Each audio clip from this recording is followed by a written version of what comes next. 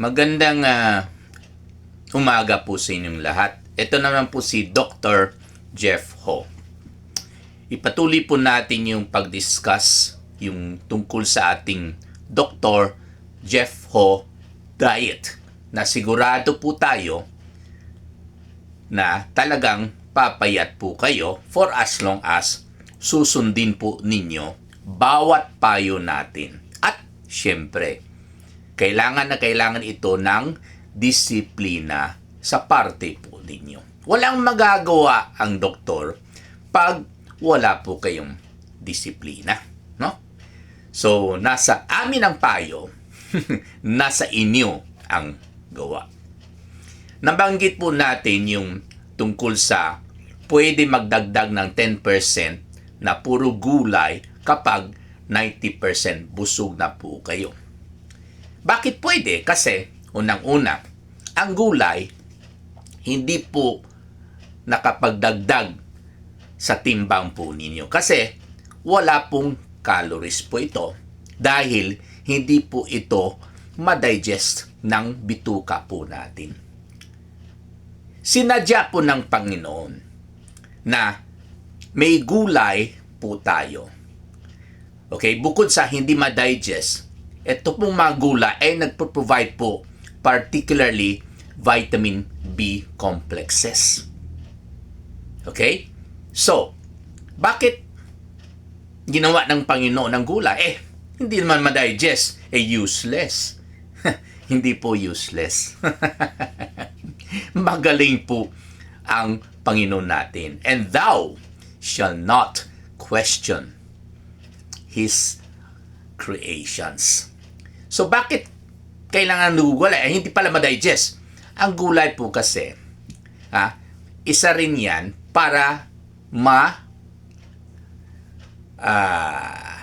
masagot yung pagiging overweight po ninyo. Para ma-prevent, no? Kasi wala ngang calories. Ang gulay po kasi, ang carbohydrate ng gulay is made up of cellulose.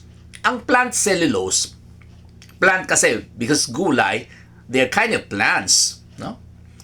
Ang plant cellulose, hindi po madigest ng mga digestive enzymes na nakalinya sa ating bituka.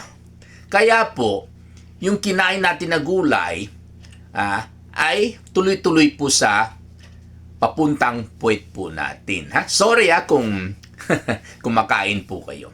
At yung gulay na yon ay sumasama sa dumi po natin. Kaya po ang dumi po natin, pag malakas po tayong kumain ng gulay, ay malaki kasi puro mga dahon ng gulay o kaya mga stem ng gulay. Kaya po makikita po ninyo na yung minsan, yung dahon ng kangkong o yung stem ng kangkong ay buo pa rin. Akala ninyo, meron kayong indigestion, no? Wala na hilisa. Hindi po totoo yan. Talagang ganun po yan. Hindi po natin madigest itong mga gulay. Para magiging malaki yung dumi natin, pero malambot kasi gulay nga Kaya po pag hindi kayo kumain ng gulay, talagang maliit yung dumi ninyo, pero matigas at mahirapan kayong dumumi or magkakaroon po kayo ng constipation. So, balik po tayo ng yung kagandahan ng gulay. So, sinabi ko na po, pwede kayo magdagdag ng gulay kung feel po kayo na hindi pa kayo busog. Lalo if you wanted to achieve yung 100% na busog. Pero beyond that, I would discourage that. Okay? So, ano pa? Sandali lang po. Minsan nakakalimutan kasi ko So, binanggit rin po natin na bawal yung BURP. Iwasan po natin yan. Yung B, buffet. U, only rice. R, restaurants. At saka P, parties. Well, kung talagang hindi maiwasan, dahil nga, libre.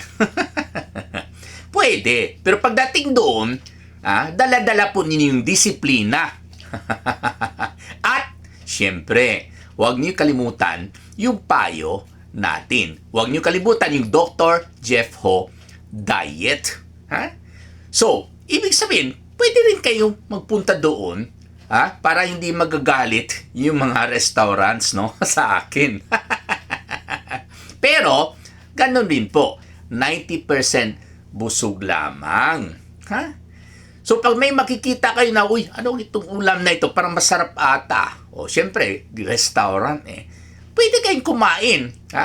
Pero syempre, pagdating doon, huwag na kayo masyado kumain yung mga palagi natin kinakain sa bahay, yung rice o kaya yung fried rice, no? Kaya, medyo konti para yung tiyan po ninyo, meron pa pong space para sa itong mga bagong ulam o kaya mga masasarap na ulam na hindi po natin natikman before. Pero, kailangan itong mga masasarap na kinakain ninyo sa buffet or restaurants sa loob pa rin ng 90% na busog. Okay? Pwede rin 100% busog na lang kasi libre. Pero make sure na kinabukasan, okay, maybe in the next 2 or 3 days, talagang magtitiis po kayo. Talagang magdisiplina po kayo. No? Or, bukod sa magdisiplina kayo in the next 2 to 3 days, kasi medyo maraming kinain niyo sa buffet, sa restaurants, mag-exercise po kayo. No? Okay? Yung tinuro ko sa inyo na yung Dr. Jeff Ho na Dancing King na exercise, no? Na ginagalaw po natin yung kamay natin sabay sa paa po natin, no? Or yung simple walking lang before kayo kakain, no? Binagit ko po ito before na pwede kayong maglakad, okay, before meals, Huwag after. Kasi yung kinain ninyo, masusunog. Magugutom naman kayo mamaya. So, what's the use of exercise if you perform that after meals? So, dapat before meals para ang susunugin ng katawan ninyo, yung nakapundo na bilbil, or rather, yung nakapundo ng na taba sa bilbil, or kaya yung taba sa atay. Kung meron kayong fatty liver, no? Okay, so it has to be before meals.